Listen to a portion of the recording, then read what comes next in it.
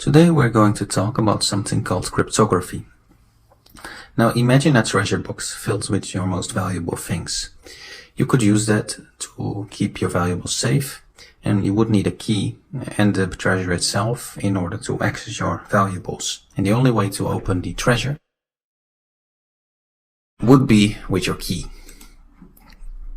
So, okay, what about this is in the physical world? And maybe you would have valuable documents in it or valuables. So only with the key you would be able to open the treasure. Now on the internet there's something similar, or in computers. You can work with many different files when you use a computer. So you could have all kind of files in your computer. So for example here there's many different files. You don't want people accessing those files. So you could put every file in a different treasure box using a secret key. That way, transfer those files in the treasure format over the internet without anybody being able to access them. So on the internet there might be people that want to steal your information, like credit card information or personal information. Using this technique, you can prevent them from doing that, just encrypting all your data. And also for regular purposes is being used, for example, in banking and such kind of applications. So the idea of cryptography is to make it to lock your valuable information and that other people cannot access them. In the computer, you might have a certain document, and using a key you can turn it into the treasure version in the ciphertext. That is unreadable by anyone, and for example you can store it in wherever you want, in the cloud or any place. And if you want to read it again, you can use the same key to make it again readable.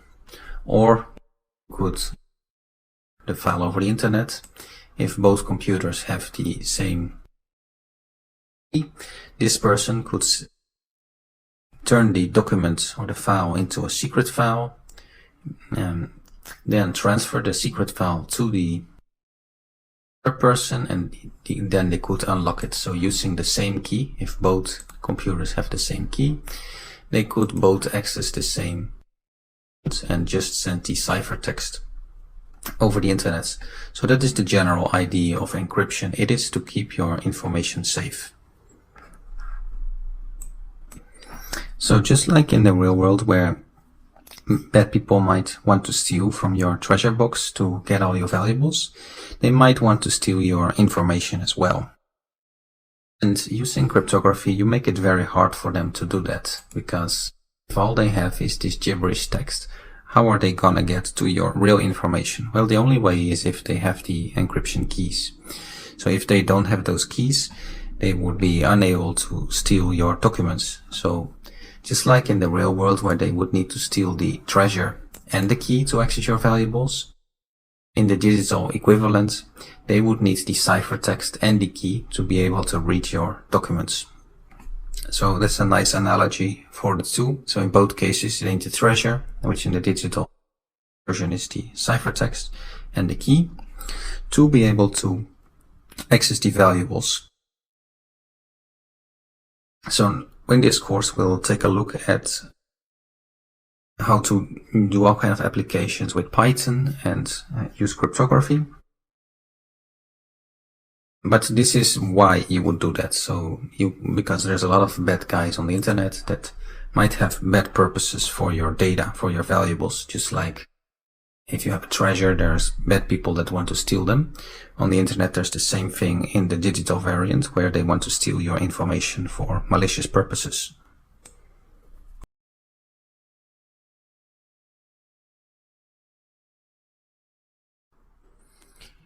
In this video, you are going to learn about cryptography and how you can use it to keep your secrets safe. Cryptography is like a secret code that you can use to protect your information. Think of it like a secret message you write to your friends. You write it in a way that no one else can read it, and only your friends can understand it.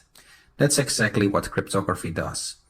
It makes sure that only people who are supposed to see the information can read it. So cryptography is important because we have lots of information we want to keep safe, like passwords, address, secret wishes, and so on. Cryptography helps us keep all that information safe, so people who read that can't actually read it. Only your friend or the destination can read it. It helps us keep information safe from people who might want to steal it or look at it without our permission. So let's take a look at a simple Python script to see how cryptography works in action. First, we're going to use the cryptography library. So we're going to import it like this. It should be installed on your computer. Then we load the algorithm, the program that does the encryption. We initialize it and create a secret key. The secret key is used to create a secret message. Then we initialize that the secret key. We create a message we want to make secret. So this can be any message that will be turned into a secret message. And finally, we make the encryption program turn our input message, which is this message, into a secret message, encrypted message. So if we run this program, you'll see we have a secret message now. You'll see we have an object called fernet. We use the fernet object to encrypt and decrypt messages. So that is the actual program underneath that does the encryption, that makes the secret messages, and it also can go from a secret message back to an original message. Now this program only goes from a regular message, plain text message, into a secret message. Now we output both the input message and the secret message to the screen. So if you run it, you'll see we have both the input message here and the secret message. Now it's important here that you have the cryptography module installed. So if you don't have it installed, you can install it like this with the command line. So with this command you can install the cryptography module, or you can also install it like this: pip install cryptography or pip3 install cryptography. Now I have it already installed. Otherwise you'll see that it's being installed onto your computer. As you can see, cryptography is like a secret code that helps us keep our information safe. We have the information here, and our friend receives this information, and anybody who has this information, who steals the message and has that information, they can't do anything with that. Only your friend knows how to go back from the secret message back to the original message. So it helps to keep our information safe, and you can use Python to help us create and use this secret code and keep all your information safe. Now the program we used when we run it, it already has a message in there that gets turned into a secret text. What if you want to run your own? If you want to type your own original message and turn that into secret text, well, you can change the message variable. So we have the message variable here that is hard-coded. You can change it in code, which is one way to do it. If you would just change the code, then it will change. For example, you can change it into something else. And now if you run it, you'll see it uses the hello world message and creates a secret message. But maybe a more interactive way is asking the user to type their message. So you can change that message input to use the input. And when you use the input function, it asks the user to type their message. So if we run this program, it lets us type any message and turns it into secret text. And this can really be any message. So if we try another message,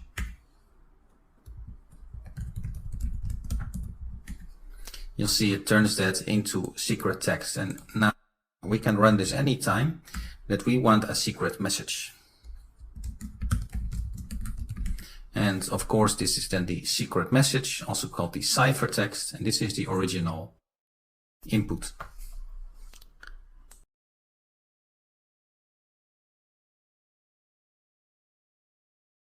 Hello, we are going to look at a special type of cryptography called symmetric encryption, and we'll use the Python programming language and the simple programs to help us understand how it works. So symmetric encryption is like a secret code you share with your friend. When you send a message, a secret message, you scramble that so that no one else can read it. And when your friend receives it, he unscrambles it and can read it. So this is symmetric encryption. Both use the same scrambling technique to get either to convert it to the secret message or to go back to the original message. So let's see how that works in practice. So we'll start here. We'll start two Python programs. So let's say these two start communicating. Let's say these are two different computers, say Alice and Bob, and they are communicating. So Alice,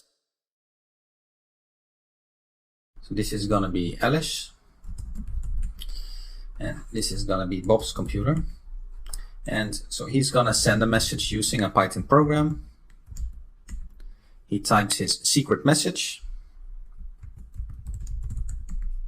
So he has a secret message here that he's gonna send over to Bob, and Bob uses the receive program to unscramble it. So he takes the secret message, he receives that by email or any other communication method, and press enter, and you'll see now Bob has the original message. So anybody in between, obviously they cannot read this message, and they can't get to the original message because it's written like this, so nobody understands what's the meaning of this. They would have to have the program to be able to read the message. Now both Alice and Bob use the same program. You'll see here send.py and receive.py. So they look like different Python programs, but they use the same encryption program underneath, the same key to communicate. So if we take a look at send.py, you'll see this is the code for send.py. You'll see there's using the cryptography module. Receive.py is also using the cryptography module. They have key here. In this one case, it generates the key and stores the key to the hard disk. And Bob also needs that key, so receive key. So both Alice and Bob need the same key to be able to communicate. That is symmetric encryption. Both need the same key and the same program to be able to read and write the messages. And what it does is just it turns that message, in this case the input message, into a secret message. And for the receive program, it takes the secret message from the keyboard using the input function and then decrypts it. So that is how it works with both communication. Now, of course, they can send any kind of message. So, for example, can send a message here.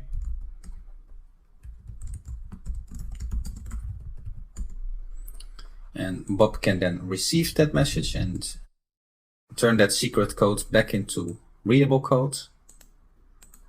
So I'm gonna run it.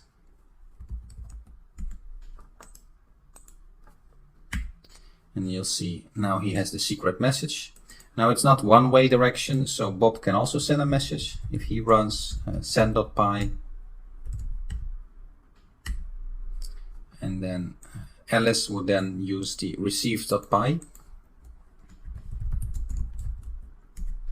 to decipher that, to turn that secret text into readable text. So now she has Bob answer. And so they can use this to communicate with secret messages. Now, one thing to keep in mind is with symmetric encryption, both use the same program and the same key. So they use a secret key. Whenever you send a message, it generates the secret key automatically, writes it to a file, and of course both receiver and sender need to have the same key. Of course, once you have the key, you don't need to override it every time. You could, if both have the same key, you no longer need to write the key again. In this case, both have the key, so they can use the same key. You could run it like this, both have the same key, so they can start communicating. So if you don't do that and they're on different computer, what actually happens is that it overwrites the key and they are no longer able to communicate. With symmetric encryption, both the secret key and the program must be the same. So that's something to keep in mind.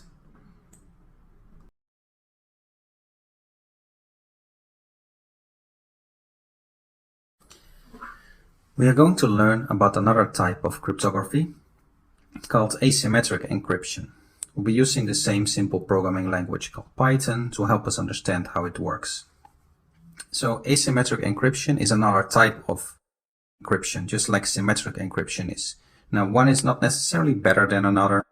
With both types, you can make secret messages and go from secret messages back to the original message. However, they are different. And the difference is with asymmetric encryption, you have two secret codes, one for you and one for your friend. When you send a secret message to your friend, you use your secret code to scramble the message. And your friend uses their secret code to unscramble it. This is asymmetric encryption. So you have two keys. It's very important with two secret codes. It's very important with asymmetric encryption.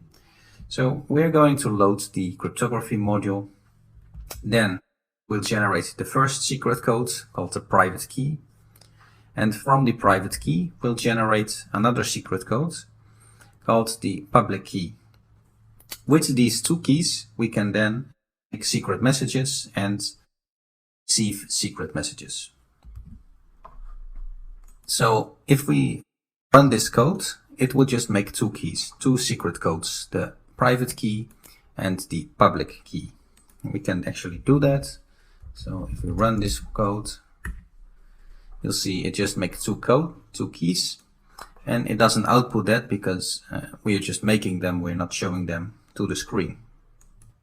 Now we can use the public and private key together. They are linked together.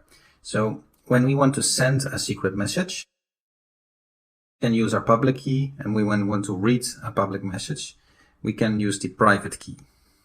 So this is a bit more tricky than the metric system because we need to use two different keys instead of both people have the same keys. There's actually two different keys. So in the same way, we can have a message. Let's say this is the message. Then it can create a secret message. Now, this looks a lot more complicated, but it's basically the same. It's calling the encrypt function. You'll see here, encrypt.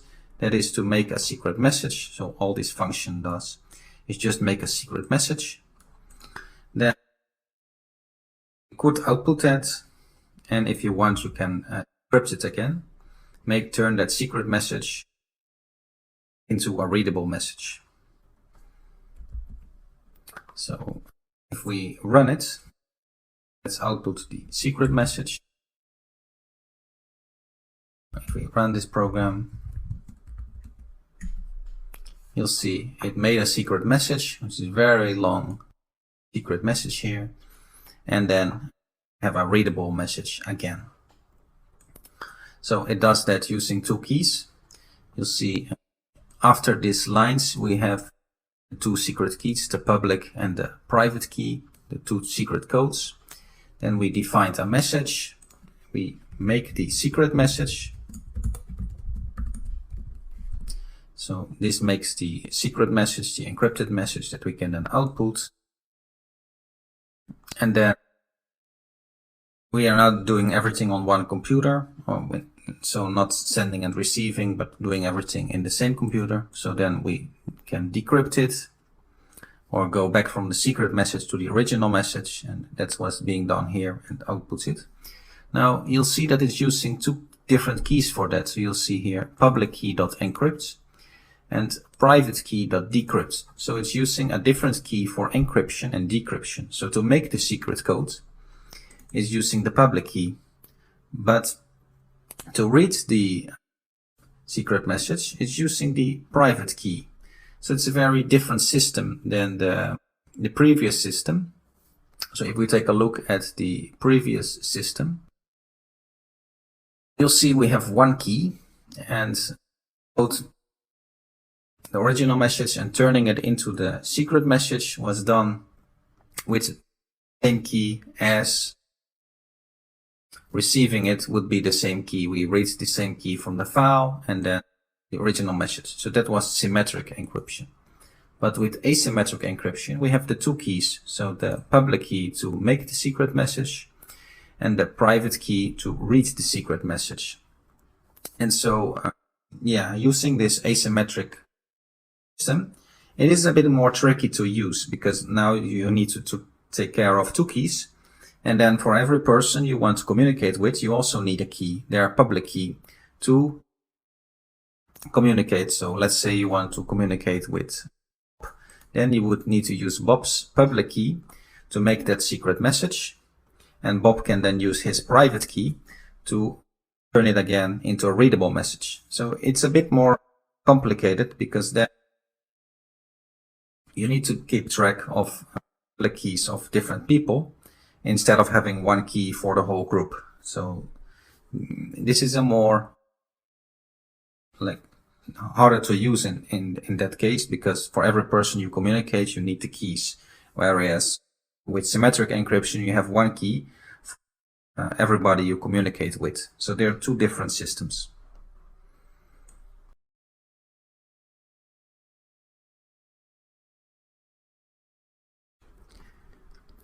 A digital signature is like a special code that you can add to a computer document to show you agree with it. And guess what? You can make digital signatures with Python, the Python programming language.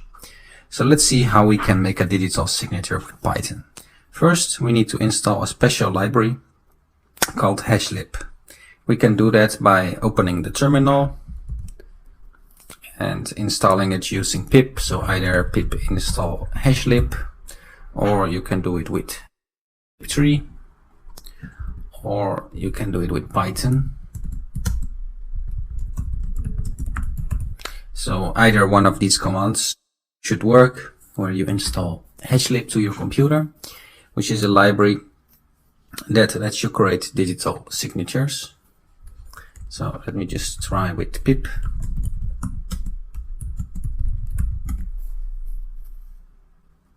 So pip install hashlib was enough. Then, now that it's installed, we can write the program. So we type import hashlib. Then we need a function that makes the digital signature.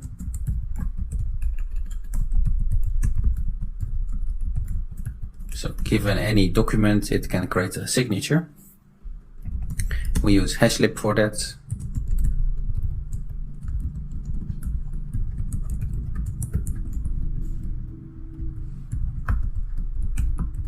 So this line will create a signature, and it uses the hashlib module for that.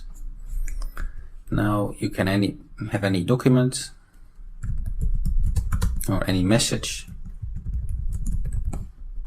and we can sign it.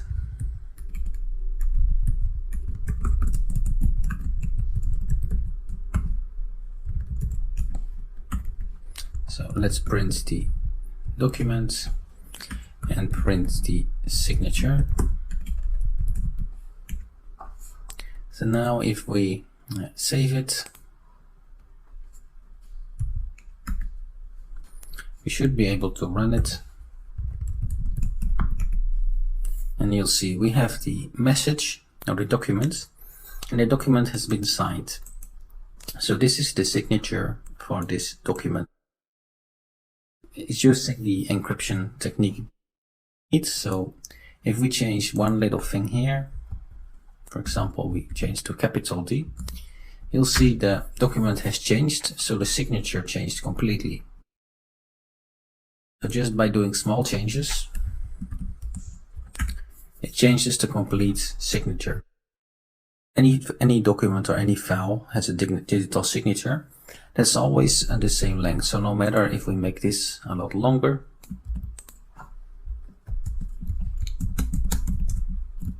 so a much longer document, and you'll see that the length of the signature remains the same. It's even shorter than the message itself. Even if the file is a megabyte, a gigabyte, a terabyte, or 100 terabytes, the length of the digital signature will always remain the same.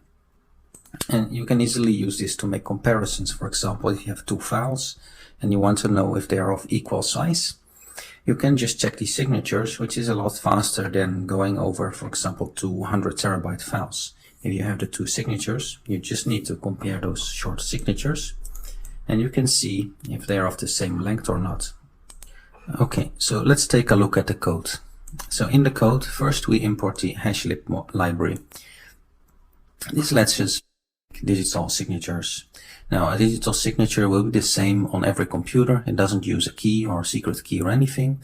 It's just a way to sign files, to have the unique digital signature for an input. We created the function make signature, which uses the SSH256 method from the hashlib module to create the signature. So this function is actually the one that creates the signature. As input, we give it the message. So any message that comes as a parameter, in this case, this is our message. We call the function make signature with our message, in this case, document, and that calls the hashlib, the SSH256 function inside the hashlib module that creates the signature, which it then converts into hexadecimal format. So there's different formats you can use in the computer. It can be binary 0-1s, it can be regular format that's readable, or it can be hexadecimal format. So this is just a format output. And then what's happening is that we output the document and the signature. So that is the complete. That's it. So now you have a digital signature for your message.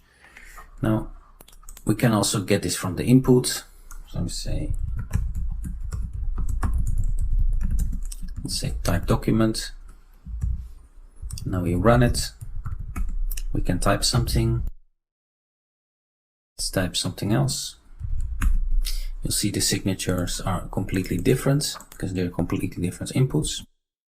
If we change again to the same, you'll see there again the same. So if the same input results always in the same output, it's not time dependent. In the same input is always the same output. It's always of the same length, but it is case sensitive, and small change in the input will be a big change in the output, will be completely different.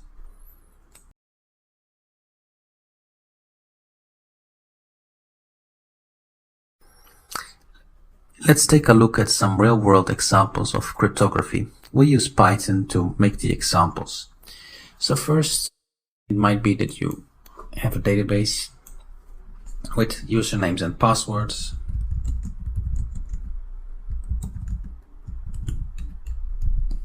And every user has a certain password.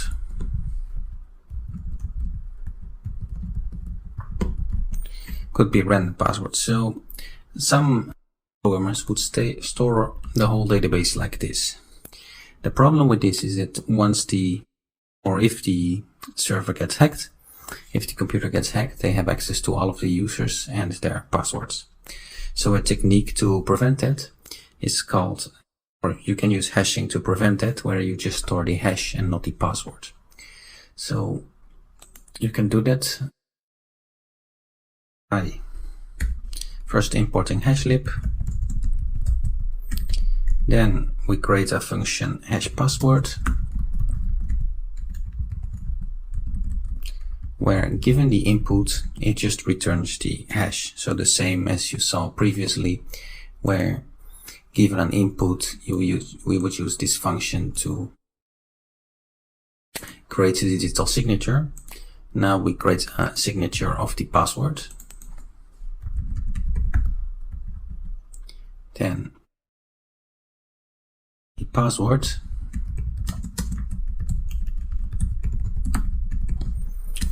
We calculate the hashed password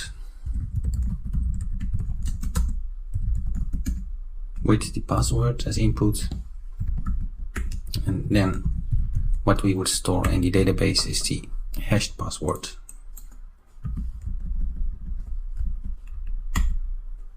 So instead of storing secret passwords directly, you would store the hash into the database, which if the database gets leaked at some point, they would have to crack the hash to find the original password. Now, of course, that's a very tedious process because every digital signal or hash is a one-way function, so they would have to use the same hash function to calculate many different inputs, maybe billions of inputs, to try to find real passwords. So that is one of the real-world applications. So instead of passwords in text, they would store the password hashes, and every time the user logs in, they would use the same hash function to calculate the hash and then compare with the hash in the database. So that's one of the functions of the hashing algorithm or of cryptography. Another function you already saw was using encryption to do secret communication. So in this case we have the send.py and the receive.py function, where we could have a simple chat. It uses secret messaging to communicate. So if we open two terminals, let's say left and right, we'll see another application of cryptography, which is in case of communication, which could be email, it could be instantaneous chat, or it could be sending documents from A to B. So let's say this one is gonna send a message.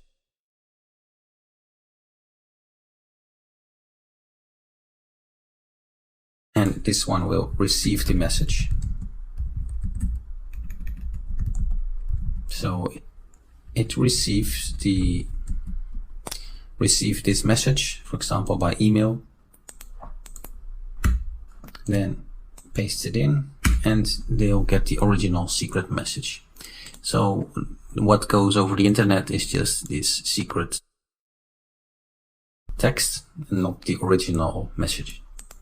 So secret communication is another application of cryptography. It's usually used with many messaging applications.